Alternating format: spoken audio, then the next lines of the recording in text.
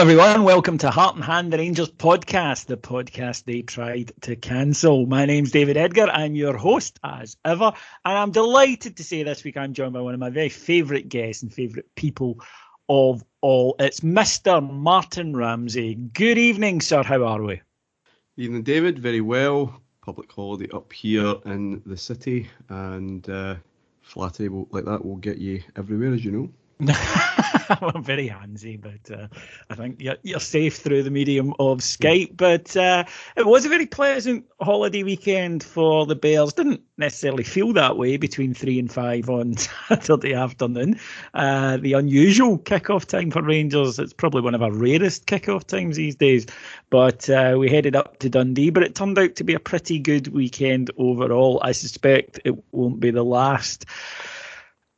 We're going to talk about the Rangers game in detail, as we always do, but we are going to talk a little bit about the opposition that we face this year, and whether or not, firstly, it's the opposition that we thought we were going to face, and secondly, what it pertains to Rangers. So if you're one of those people who hates mention of a certain other football team on this show, then the first half of the show will probably do you. So you get a bit of get to save a bit of time. But yeah, Rangers up the road to Dundee, 3 o'clock kickoff, as we say, and let's not try to tell listeners. We never lie to listeners on that, and let's not try to tell them that what they watched wasn't what they watched. This was a really poor performance, and I watched it at the time, heart and mouth as always when the game's not done.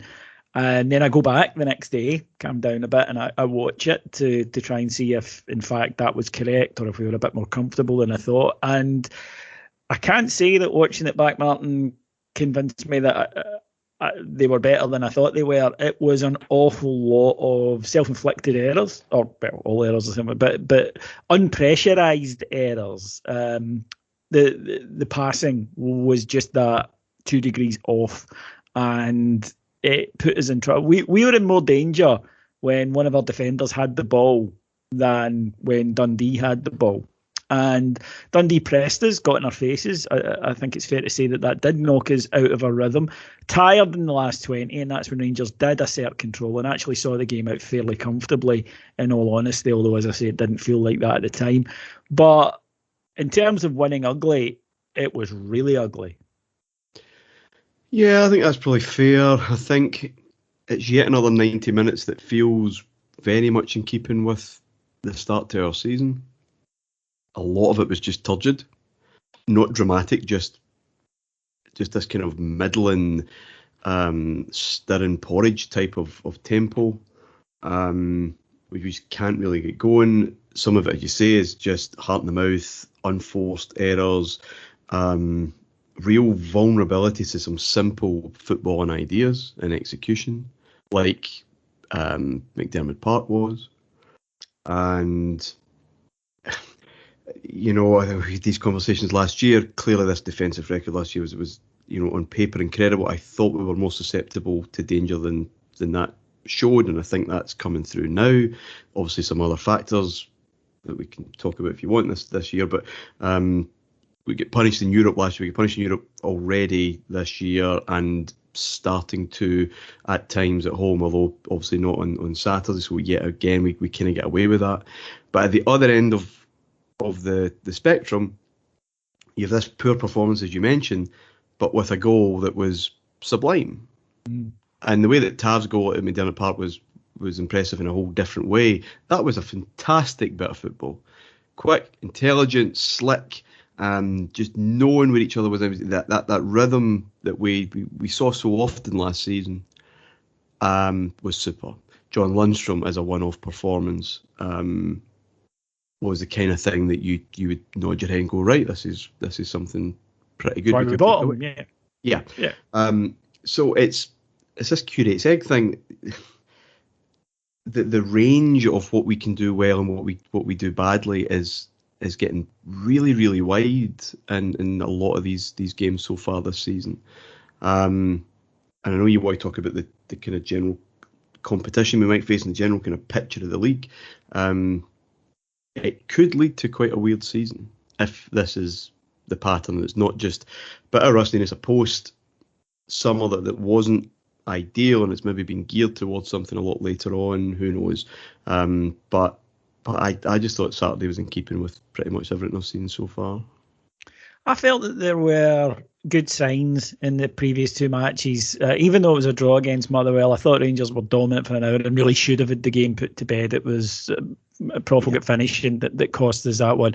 Against Livingston, the first half wasn't great, but even so, there were still, I think, 3 really excellent chances. And then in the second half, Rangers were dominant. So I began to see bits and bobs and think, right, it's coming. And the manager spoke about that and said that he feels that it's coming. The goal on Saturday, as you say, was that's what this Rangers team is, playing through a side, movement, zipping the ball into dangerous spaces, and having the trust that Morelos will do what he did and that Aribo will time it, and great finish from Joe Aribo for the goal. But there wasn't much else in the whole match, really, that went like that. And that was, I think, the thing for me. I felt Rangers not deserved, you never deserve any in football, I suppose, but I thought that if Rangers had got the points against Motherwell by putting it away when they should have, then don't think anyone could have complained. Livingston, we certainly deserved it. Had Dundee got a point at the weekend, I don't think I could have been saying we was robbed there. It didn't feel that way. Now, we had a bit of a chat at a group of podders, and we were trying to figure out something that Alex Staff asked. We were trying to figure out how many Rangers players have been available so far for every game, because it is only the end of September. I mean, it's, people get injured, we know that, but this is a strange season, and we know. And the only one that we could really figure out, and again, I'm sure the listeners will tell us if we're off, the only kind of first team player, because you could say the likes of Brandon Barker or Stephen Kelly, but realistically, they're not going to feature much by the fact that they have been fit and haven't featured. But the only one we could come up with was Stephen Davis. And apart from that, everybody has been unavailable for whatever reason so far this season. And out of a squad of, 26, 27, that is a lot to take, and that will disrupt rhythm. Not an excuse, because we're Rangers and we still expect to win, and there still should be enough good players in there. But it possibly does explain why it's been so difficult to get any sort of fluency into that 11. Totally agree. It's over the course of a season, you'd be looking at numbers like that, and you wouldn't expect anyone to be available. But by this point, you would expect more than one kind of key player. So it kind of is a nice little bit of evidence for the really disrupted summer. It's going to be one of those seasons. The COVID bubble thing last season was kind of manageable when pretty much the country was shut down. That's not the state of play now. So COVID's going to be a big issue still in this season, I think, in terms of availability. So yeah, it's far from ideal. But we're also having conversations about good rotation, good use of squad, because, I mean, ironically, the likes of Davis, being at that age, can't be asking him to do everything. Playing every game. There are a few players like that, and it's that balance between keeping things fresh and being able to use a squad well, so that players aren't running to the ground, not so obvious and predictable. But also try to find some consistency. We can't find consistency for love nor money at the back, which causes problems. So it's a real state of flux. And listen, the takeaway is, of course, we've established that group stage European football again. Not the group that we wanted, but still, it's still an achievement. And we're top of the league. And as these little moments in games show, that goal from Saturday, we have it in us to go up the gears, at least in theory. You would hope that those gears are more accessible more often as the season goes on, and if this is us at our worst, then we should be comfortable. If we can't access those gears, if it's just either a physical issue in terms of fitness, that we can't play with that intensity anywhere near as often as we did last year, I think it could be very weird. Yeah, I mean, we spoke about this on the show last week, where this is maybe Rangers playing about 50-60% of what we saw last season. Last season was a freak, right? It's set records. Yeah. There was a reason for that. We're not going realistically to hit that standard again for a whole season. However, you would think if we went up to even 75% of what we did last season, then we would canter this league, because we haven't been anywhere near it. And as you say, we're in a pretty healthy position. I think the big concern at the weekend, you touched on it earlier, was the defensive vulnerability from set pieces, in particular Dundee, who are decent on set pieces and they got good delivery, and that helps. But I felt any ball into the box was a bit of a worry. And I think the other thing for me was, again, getting done with a simple long ball for the penalty kick. Now, we saw that in Perth, and we saw that a couple of seasons ago when the form collapsed, that we were just getting done with these long balls over the top all the time. What is that? Is that organisation? Is that switching off? Or is it deeper? Is it the fact that last season the front guys would press? There wasn't the time for somebody to look up, see the runner and pick the ball out. Adam and I spoke briefly about it on Tactics Talk, on his show on Patreon last week. We are simply not as far up the pitch, I don't think, as we used to be. We're not pressing, and therefore making those decisions easier for opposition, making them available, because they've got more time in the ball and they can just launch.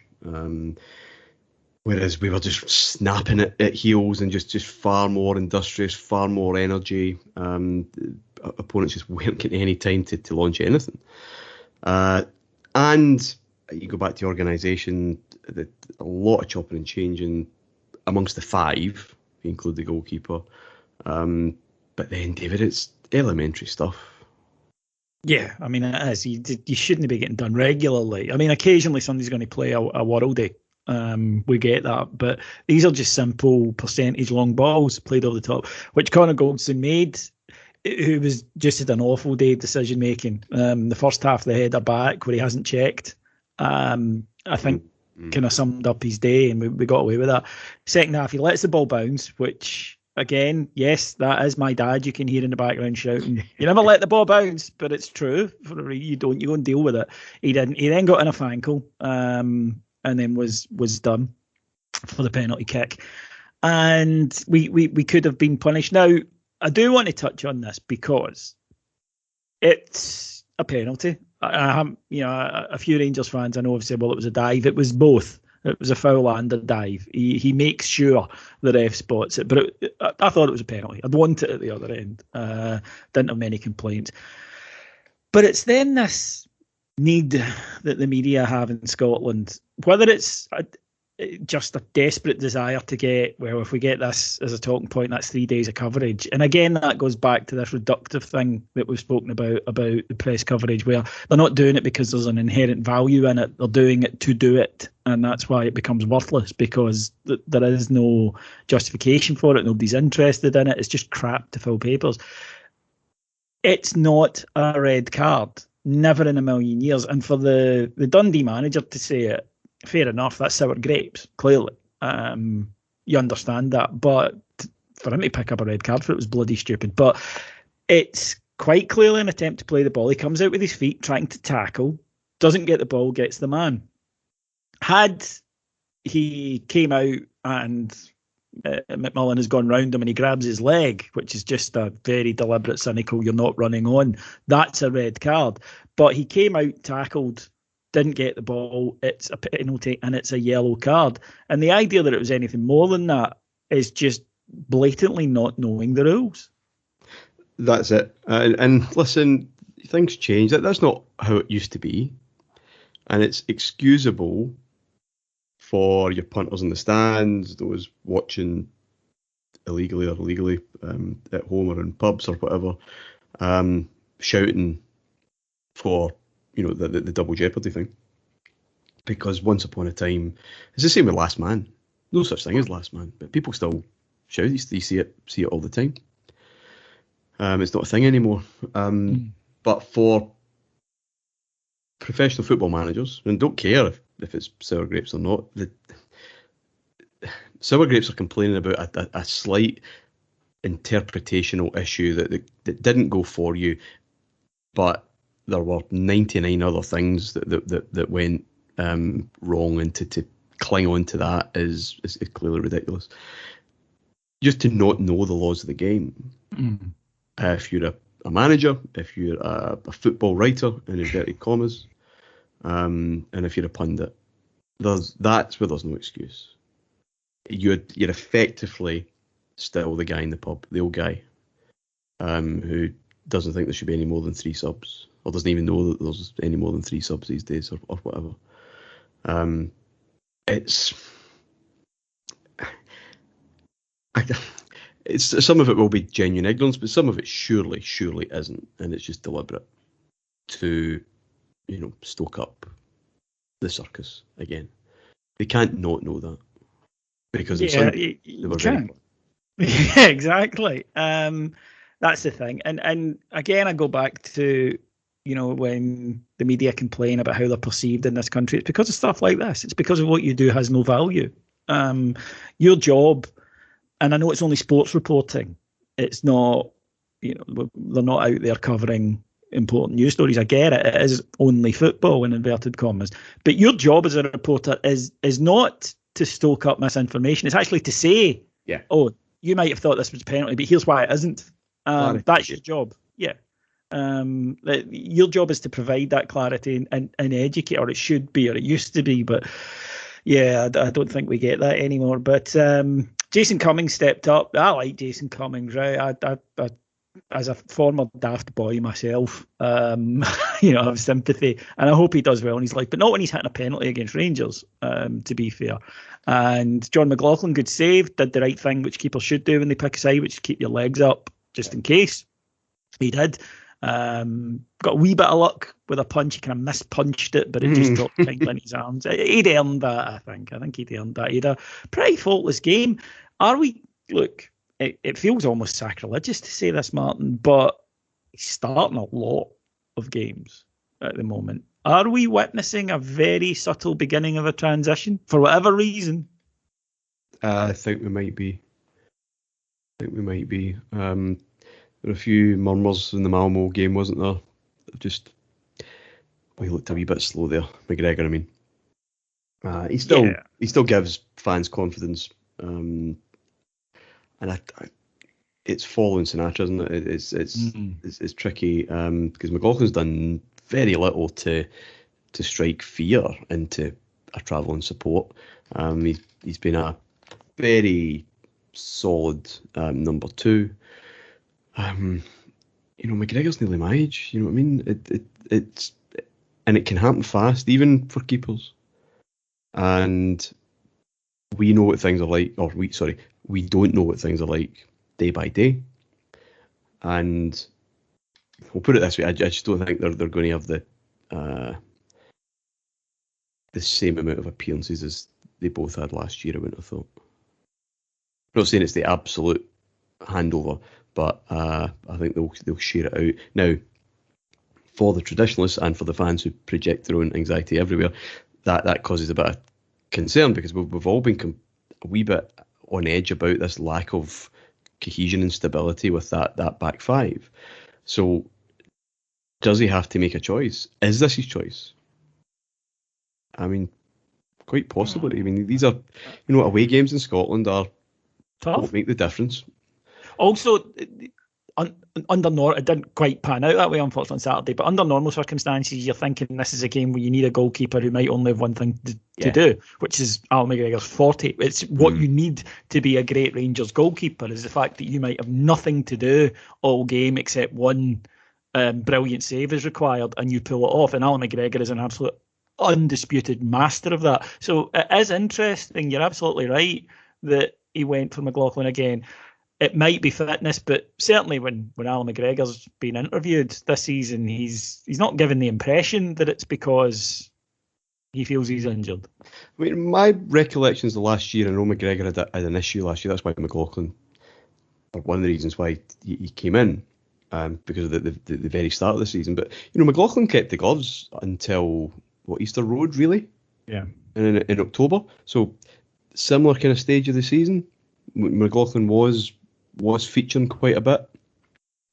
Then we had the temerity to concede 2 goals, or a goal, in fact, in a game, because we had that incredible start in terms of goals conceded. And McGregor came in for the game after that, which after the international break, was, of course, at Parkhead, and the rest is history. But yeah, maybe too early to read in, but I'm sure I'm right in saying that Gerrard was trusting McLaughlin with that and rewarding him really for that good start to the season. And it was just that wobble at Easter Road, and he acted quite decisively. Whether he'll do that or feel the need to do that again, we're going to have to wait and see. I just don't have any real fears. I mean, I know McGregor's a club legend, and last year, of course, he had his incredible moments. But this isn't Goro Maxwell territory. No. So I'm all right with that, to be honest. Either way, I would, take my place in the stand and be relatively secure with that part of the pitch. No, it was 2 points he saved. It really was that simple. It was 2 points he saved. Because I'm not sure I saw us going and getting a second had it gone 1 each. I don't. Well, we didn't go and get a second, even at 1-0. The argument is, of course, you don't need to try as hard, but we were trying. It just wasn't quite clicking. Now, on paper, our best front three contains Roof and Morelos. Absolutely. You'd be off your chump to say anything different, I think. Probably most people would agree Kent, Morelos, Roof. Football, of course, rather annoyingly sometimes isn't played on paper. I'm not quite sure so far, because they're both good players, they're both intelligent players, and they haven't been at their best, so that obviously affects it when they're concentrating on their own game. I'm not sure so far, though, that the two of them look like they've gelled, and they didn't play as much last season together as maybe we might have thought. They only started, I think, 6 or 7 matches together last season. And so far this season, they both seem to pop up in the same places quite a lot. Yeah, I mean, we had this conversation the way back from Perth. Those are our best 3 attackers, but that means nothing in football. It isn't a dream team. It's not fantasy football. It's about chemistry and combinations and what works best in the real world. I'm far from convinced that they do. Not entirely sure how he feels, Gerrard, about the options he has available. Kent's obviously injured. Hadji just coming back. Wright and Sakala, I don't think he's fully on board with, given a run of games. Because ideally, you're probably looking at, as a combination, Kent and Hadji, and one of Morelos or Roof. And it's probably going to be Morelos for certain games, maybe Roof for others.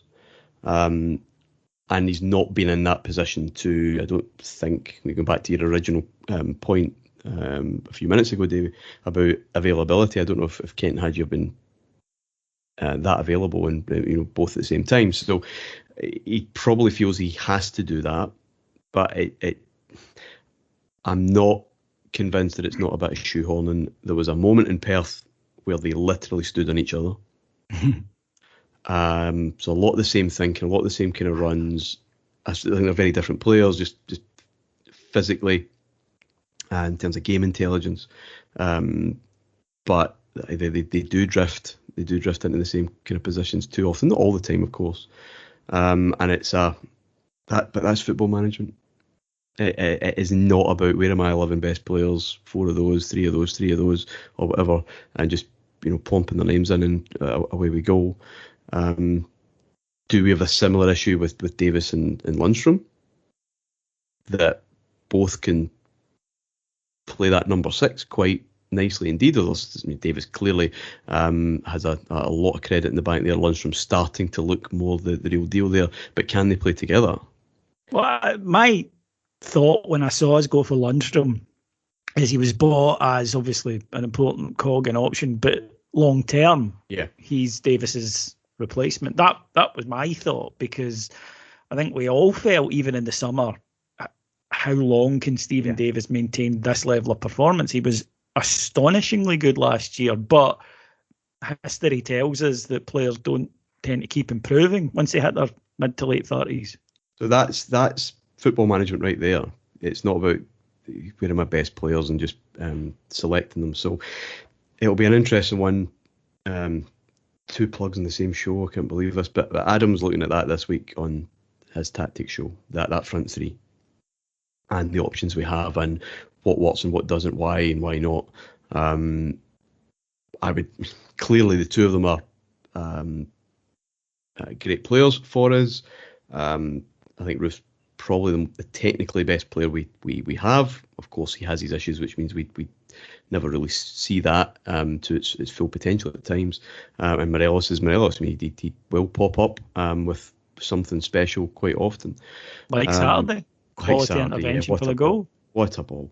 And I would love to see them both contributing and dovetailing and gelling because, Rangers would be far better for it.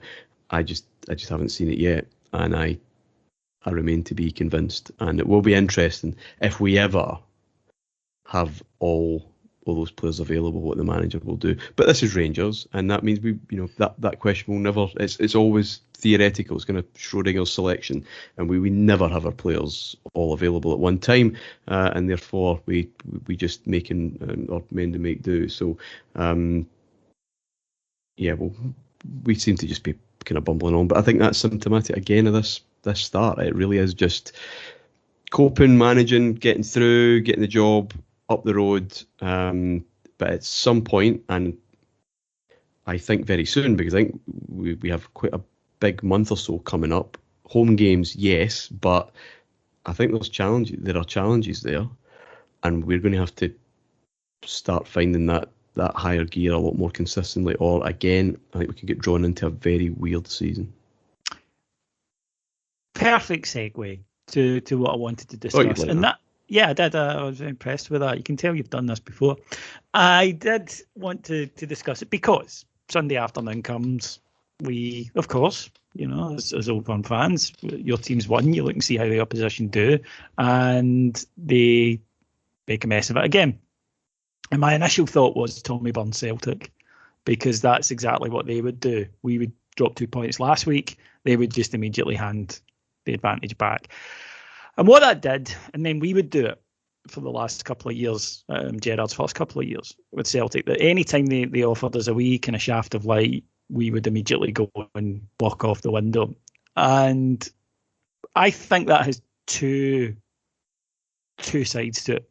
On the one hand, what it does is, obviously for the team chasing, it's usually dispiriting and disheartening, and it becomes a psychological thing where they begin to believe that they can't do it. And the other thing is for the team at the top, that it allows them a sense of comfort, a sense of being able to relax and play their football, because they know if we drop 2 points today or 3 points today, it's not the end of the world, because they will soon enough anyway. And you can go in and turn that hugely to your advantage. And I think Rangers did that last season, for example. But we also know from the 90s that it can also engender a feeling of, we'll be all right. So, 70% of the day, lads, and we'll be fine. And eventually that bites you on the bum. Not quickly. It took Rangers 10 years. I suppose you might argue it took Celtic 10 years this time as well.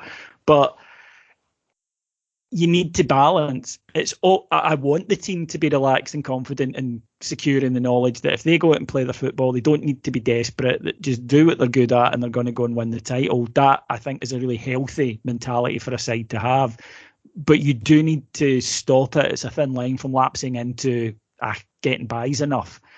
And we may find this out this week. We may find it out this season. The big effect that it had on Rangers, it's had recently on Celtic, is you might be right domestically and you do get away with it and you do manage to, as long as you can get up for the Old Firm games, which Rangers have proven that they can do, then you're probably going to be absolutely fine. But then you go into Europe and all the habits, all the sluggishness, all the things that you kept out your game when you were chasing, they get picked off and punished ruthlessly.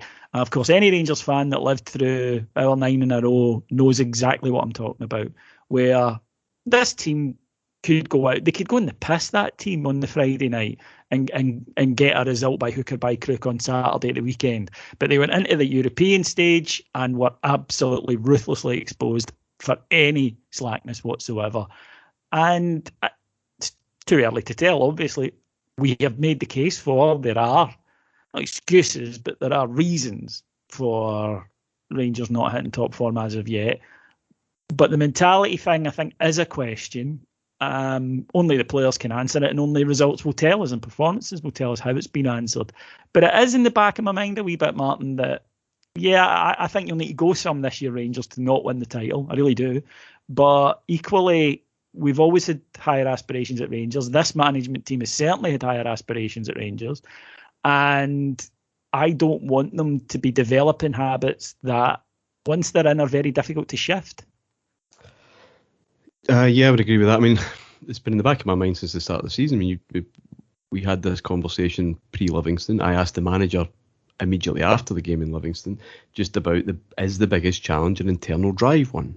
A question of resetting and finding that hunger again, because I genuinely think it's far easier said than done, especially with a group of players who aren't serial winners yet.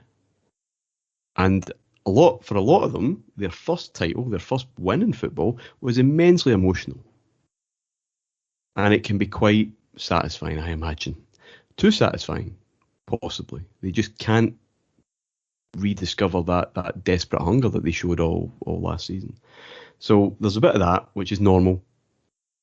And I guess it's the challenge of sport and football.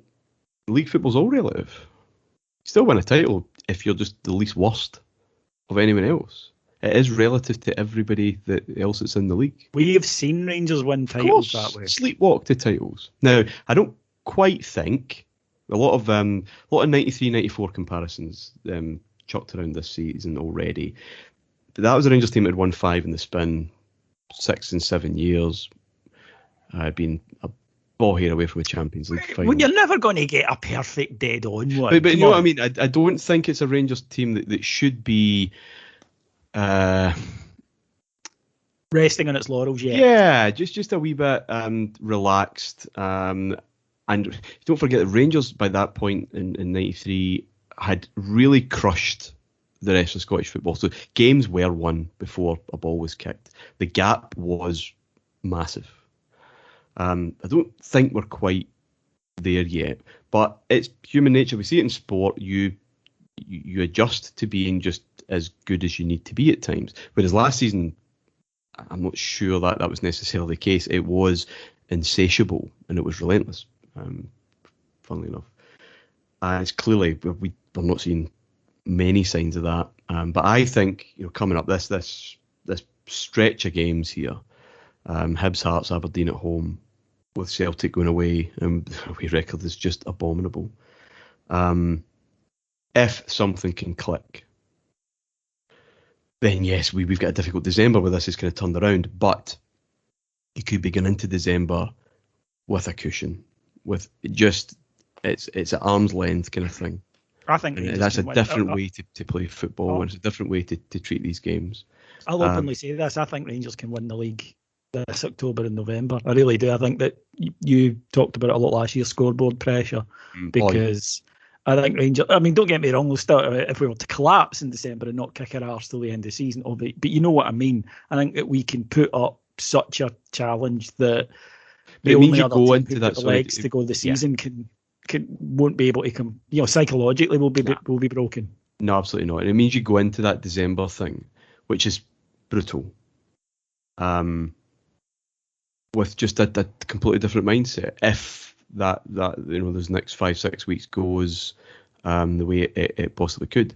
If it doesn't though, and if we're still sleepwalking into these games, then all of a sudden the winter becomes a completely different picture because you're stuck right in the middle of something, and it might not just be a 2-horse race at that time. So you'll have other clubs with a real sense of challenge, a real sense of purpose. And listen, as always, the team in the driving seat, and that is us now, it is up to them. And if us as a group, we as a group are able to just move through the levels that we have, then we will be fine. Because look at what else is around us. If we can't, then yeah, I think it's getting dragged into something that we've maybe not seen for quite a while, and it's whether we are able to do that. And I think Sunday, is a big test, an interesting signal as to what we're able to do. Wouldn't surprise me at all if we really did turn up, because there's something about the game, a wee bit like the Old Firm game, with slightly different circumstances, backs to the wall, players missing, blah blah blah. But hopefully, just a Rangers team going, right, here's what we have in front of us. Let's put on a show, because if we don't, it could get quite nervy.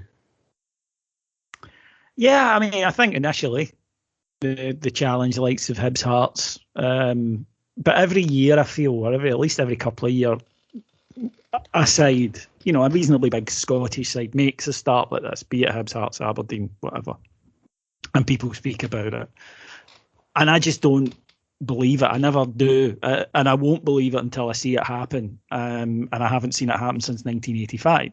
So that's why it's in the past, it's science fiction.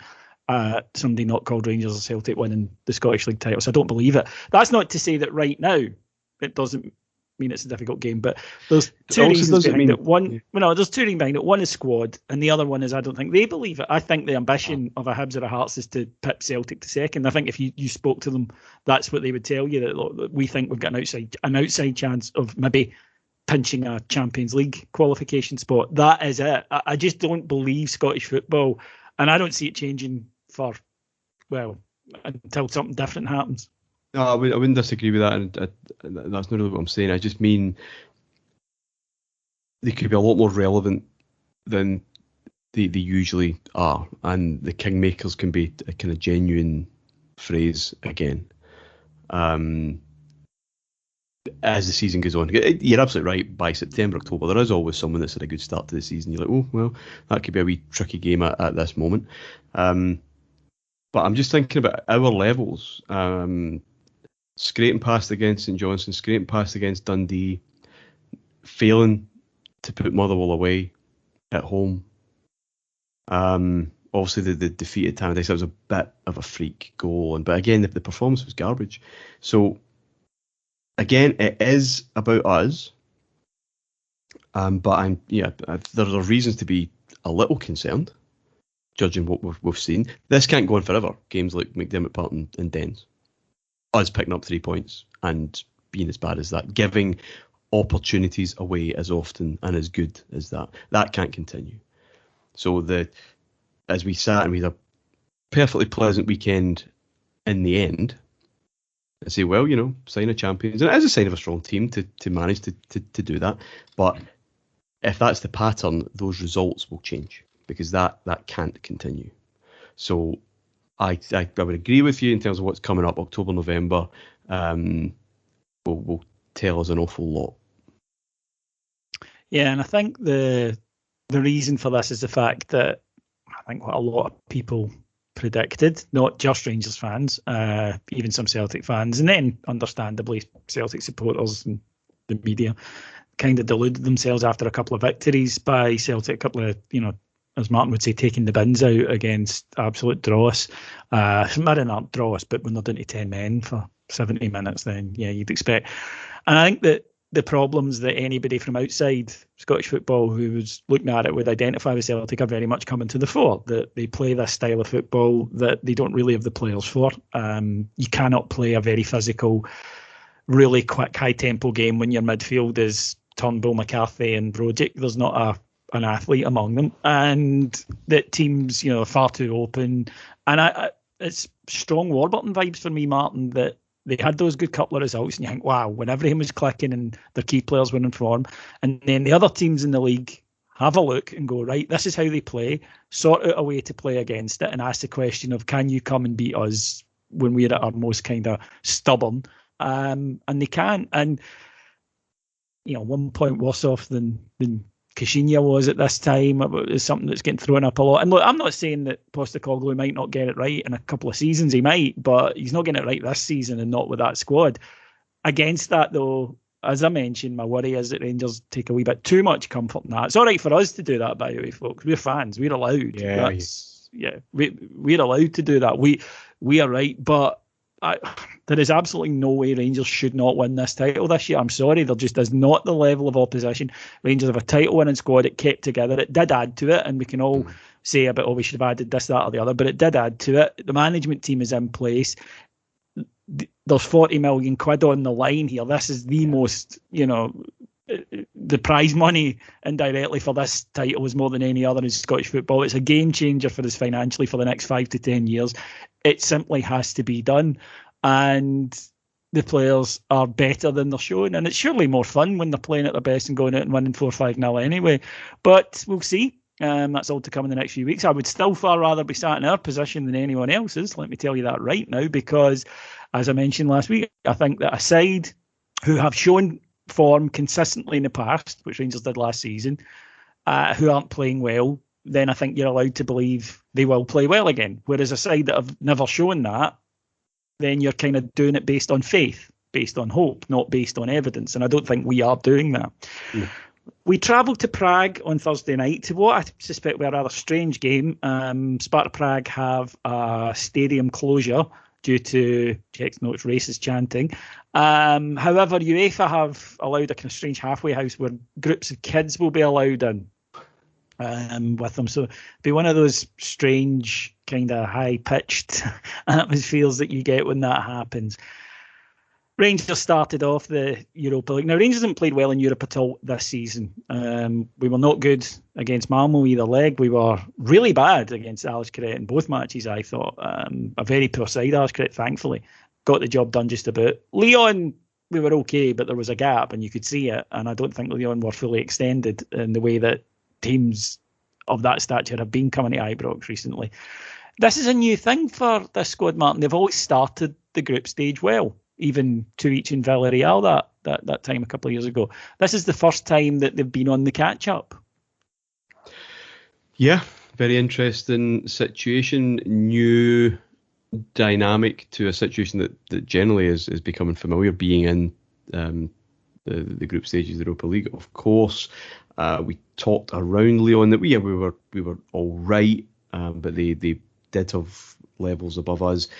But in general, the night was quite flat compared to if we had been in the Champions League for the first time in how many years. That week, Ibrox would have been absolutely bouncing, and it was just this again, okay. And I do worry that there's maybe just a kind of plateau of that energy and excitement, because Rangers, Lyon up with Leverkusen, probably the best teams we've faced, but Benfica won't be far off that. Porto final as well, Villarreal of course, and we approach those games with such a kind of freedom, even as, and sometimes especially when we were behind, kind of nothing to lose, we're on the upward curve kind of thing, battling against teams that we consider to be way above our station yet, and there's just a wee bit of freedom there, and we were great fun. With some really promising results, and maybe we've just accepted, and this is where we are, this is where we should be. And I go back to this just kind of mental energy that the contest generates, and I'm not sure that it's there. So the management team are going to have to do that themselves. It's going to have to be generated from within the camp, because there's nothing extra special about this anymore. It's the fourth year, and we're behind. We're effectively going into a kind of 4-game group, maybe, with the other two sides. Because Lyon are just that bit better. But I thought this is quite precarious. It will be weird. It'll be like a Scotland international friendly from the early 90s with the amount of exactly like that. Yeah, kids that'll be in. wouldn't surprise me if some of those birth certificates were like the Saudi Arabian types in 1989 as well. But yeah, it's yet another. This season's about new questions for this group. How do you cope with being champions? How do you cope with being champions when you feel you are much better than the rest? How much do you want to be a multiple title winning Rangers team? Because I know this first one was hugely emotional, hugely famous, but the proper ones go and do it again. They retain. How much do you want that? Right, it's Europa League again. Great. Well, how much do you want to go further than you've ever gone before? It's about generating some internal challenges, because the actual contest challenges aren't new, they aren't fresh, they aren't as exciting. And they aren't what they were. No. So that's the reality. I think that's unfair. I think it's controversial. It might jar to some listeners, but I think it's certainly how it feels. There's a lot of going through the motions, a lot of treading water. So this whole thing, this whole season is about new questions, and so many of those have to come from within, because it's not the external stimuli. It's how much do you want to go and do more, and or are you still wearing your 55 t-shirt and all of that. So it's just a new challenge for this management group, and I think we're entering a new phase of this season, and there's going to be some interesting questions to answer. But very much looking forward to it, because, as Martyn said earlier, the fact is we are sitting there 6 points clear of Celtic at the top of the table, and we haven't played well yet. And I don't think it's unfair to say, and when we do play well, my goodness, things could be pretty nice indeed. So just do it, Rangers. Right, that'll do us for this week on the flagship. We'll be back, of course, next week to analyse all the matches. My thanks to our executive producers in London, Mike Lee and Paul Myers, and my thanks to the wonderful Martyn Ramsey. Pleasure as always, David. You can hear more from Martyn, and you can hear more from me if you go to our subscription site, which is patreon.com/heart and hand, where from just $1.99 we're giving it away for money, but not very much money. You can get up to 5 shows every single day on all things Rangers. Right, thank you for joining me, and until then, enjoy Thursday night. Full analysis over on Heart and Hand and Patreon. We'll talk to you again soon. Take care. Bye-bye.